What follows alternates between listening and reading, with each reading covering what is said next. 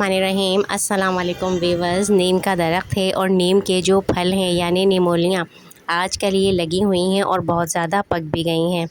तो बहुत से लोग ये समझते हैं कि नीम के फल जो हैं यानी निमोलियों को खाया जा सकता है या नहीं। तो इन्हें थोड़ी मिक़दार में खाया जा सकता है। इनके फ़वाइद क्या हैं और नुकसान क्या हैं, मैं आपको इस वीडियो में बताती हूँ।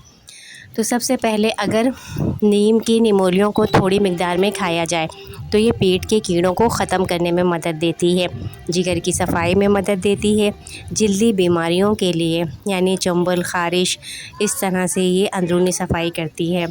ज़ियाबतीस के मरीज़ों के लिए भी कुछ फ़ायदेमंद होती है, लेकिन बहुत ज़्यादा नहीं। लेकिन अगर आप इसको ज़्यादा मिक़दार में खाते हैं तो ये नुकसान दे सकती है। उल्टी हो सकती है, क़े आ सकती है, दस्त हो सकते हैं, ये जिगर पर दबाव भी डाल सकती है और वो लोग जिनका मैदा कमज़ोर है उनके लिए नुकसानदेह साबित हो सकती है।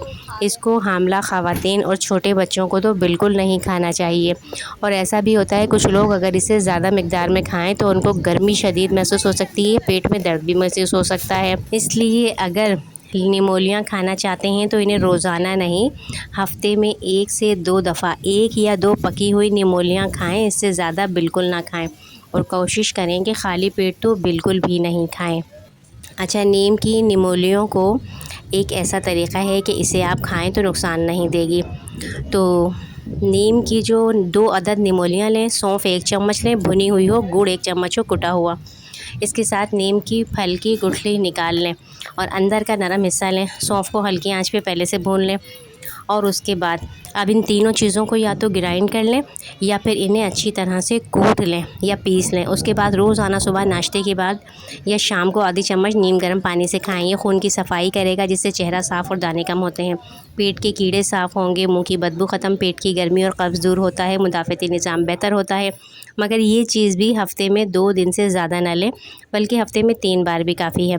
और हामला ख़वातीन, दूध पिलाने वाली माएँ बिल्कुल इस्तेमाल ना करें। मैदे में तेज़ाबियत है तो सौंफ की मिक़दार को बढ़ा दें। बहुत से लोग निमोलियों को आम फलों की तरह समझते हैं कि जितना चाहें उतना भर कर खा सकते हैं। तो हर चीज़ की एक मिक़दार होती है, एक लिमिट होती है, इससे ज़्यादा वो नुकसान दे सकता है। निमोलियाँ आम फलों की तरह नहीं होती।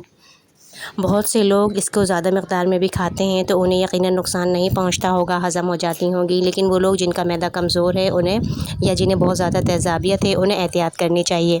उम्मीद है ये वीडियो आपको पसंद आई होगी। वीडियो पसंद आई हो लाइक कमेंट शेयर कीजिएगा। इजाज़त दीजिए, अल्लाह हाफ़िज़।